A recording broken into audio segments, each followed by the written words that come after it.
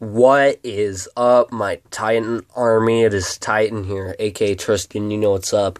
What is up, guys? So, I am bringing you my X-Men Days of Future Past review right now because I saw this movie in the theaters earlier today, and let's jump right into this because I got a lot to say. So, yeah. So, X-Men Days of Future Past is a 2014 highly action-packed superhero movie. And it's the X-Men coming together once again to fight bad guys. And I guess I'll start with the cast. So the cast is Hugh Jackman, one of the best actors ever, plays Logan/Wolverine. Then we have James McAvoy plays Charles Xavier. Michael Fassbender plays Eric Lesnar, or however you say it. Jennifer Lawrence plays Raven/Mystique. She's the blue girl on this poster. This is the promotional movie poster. Halle Berry plays Storm. Nicholas Hoult plays Hank/Beast. He turns into a blue werewolf, which is really cool. Anna Paquin plays Rogue. Ellen Page plays Kitty Pryde. Peter Dinklage plays Dr.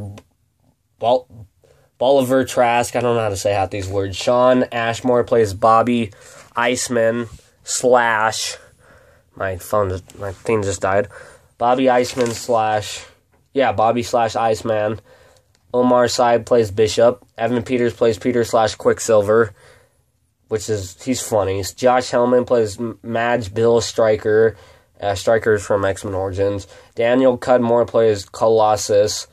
Bean Min Fan plays Blink. Aiden Canto plays Sunspot.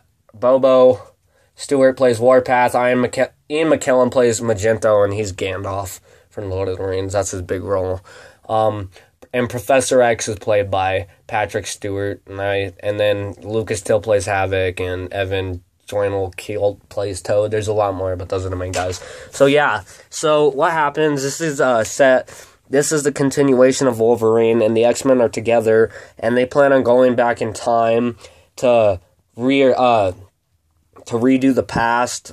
They're going to go back and redo the past so that the war between the mutants and the Sentinels never even started.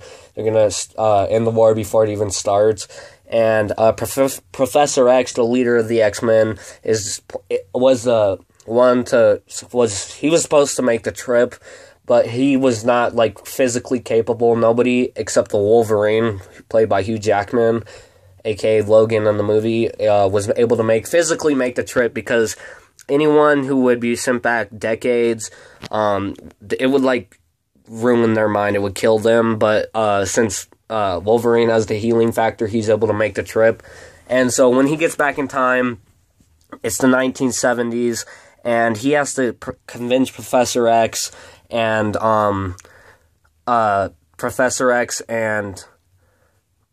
Magneto to work together to stop Mystique from killing this midget named, what was his name again? I forgot. Sorry. He was important, but I didn't really care for him that much. He's Dr. Bolivar, or however you say it. He's Dr. Trask, I guess I'll just call him.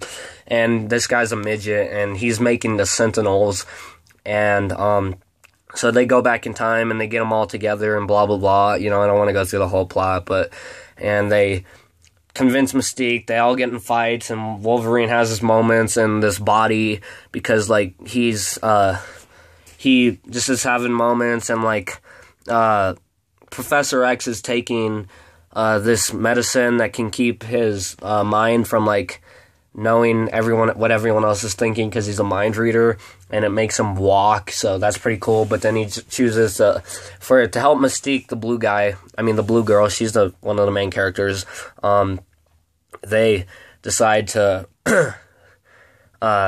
he decides to let him lose it. He decides to sacrifice his leg so he can be able to mind read, and all that. And so Magneto's kind of bad. The old Magneto in the past is kind of bad. He sets a giant football field. He tears it off because he controls metal. They break him out of prison. Quicksilver, Wolverine, and Professor X break Magneto out of prison because Magneto killed JFK, the president, John F. Kennedy, and they break him out, and Quicksilver has this really cool scene in there where he, like, slows everything down and rearranges everyone's face, like, rearranges everyone's motions so they can hit themselves and the mutants can get away. But then Magneto, he, like, lays a football field down on over the White House where the Sentinels are being presented for their, like, final tests so they can go kill mutants, and he kills all the... Oh, my tablet's almost dead. He kills all the mutants, and well, no, they're about to kill all the mutants. No, he kills all the Sentinels and showing that the mutants are the strongest and that this is just a taste of what the mutants can do and all that. And Wolverine goes off on him. And to be honest with you, I thought Wolverine was going to kick his ass, but he didn't. Magneto actually takes a bunch of... I don't know if you guys know, like... for concrete, like what they use to put in concrete to make it hold together is these big metal pipes, and he takes those out of a giant block of concrete and he stabs Wolverine with them, and then he picks Wolverine up and throws him in this river, and Wolverine starts to drown, and he starts choking in the future, in the present, I guess you could call it, because this is back in time. And then the Sentinels in the present time, in the future, they are attacking where Wolverine is being, like, whereas Wolverine is having this all happen to him, and the mutants get their asses whooped. Like, the Sentinels kill nearly all of the mutants, and they're able to finally convince Mystique not to kill Dr. Trask, or whatever his freaking name is. Yeah, Dr. LeVar Trask. He's a midget. He's funny looking. But, so she doesn't kill him, and then they get Wolverine out of the water, and he heals, you know, because he has a healing factor, and all the pipes fall out of him. And Strider is the one who gives Wolverine his adamantium claws, adamantium, or however you say it, and he's in it, but Mystique is pretending to be Strider, because they're like, what do we do with him now, because he's immune, and she's like, and then Strider looks away, like, and we see it, and you see his face, and he's like, I'll handle it from here, and then his eyes turn into the yellow Mystique eyes, so yeah. And they, I almost called him Magento. Magneto, he almost dies, risking his life to protect Wolverine so the past can be rearranged in time, and it works, and the Sentinels are coming down on all the mutants in present time, and they're just about to kill Wolverine and the girl who's putting Wolverine in the past and all this. And they fix the past just in time, and then everything, like, just disappears, and then Wolverine wakes up in present time, and he's the only one who remembers anything, and the school that Professor X teaches all the mutants at is still running, and everything's all good and happy, and, like, he walks around, and Jean, his wife, is back to life. He's the one, he killed her in the past in one of the old X-Men movies. Well, not his wife, but it's his girlfriend. And then Cyclops, the guy who can, like, shoot lasers out of his eyes, he's dating Jean. So, and, like, Logan tries to touch her, and he's like, whoa, watch it, buddy. So, yeah.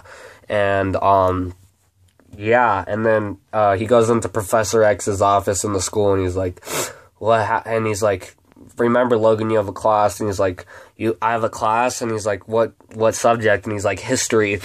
You're teaching a class, Logan. You're teaching history. And I was like, yeah. And Logan's like, I might need some help on history. And Professor X is like, well, what do you remember? And he's like, I can't remember anything since 1973.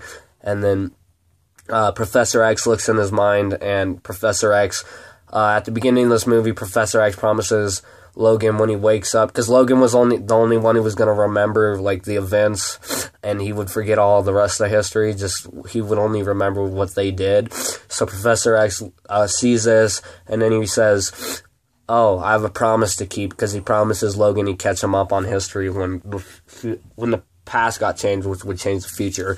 So they said, where do I begin? And then it pretty much ends, and yeah.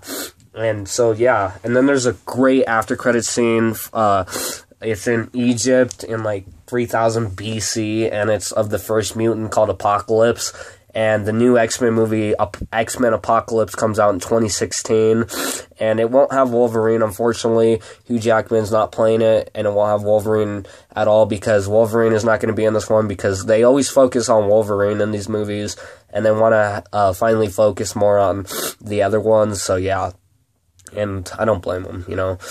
But, which kind of sucks, because it's going to suck without Wolverine. But the after credit scene is Apocalypse first arriving on Earth, and he's building the pyramids for the Egyptians, and they're all saying his real name, which I forgot what it was. It's some weird Egyptian shit, but yeah. And apparently he's super strong, but I think Wolverine could kick his ass, but Wolverine's not going to be in it, so yeah.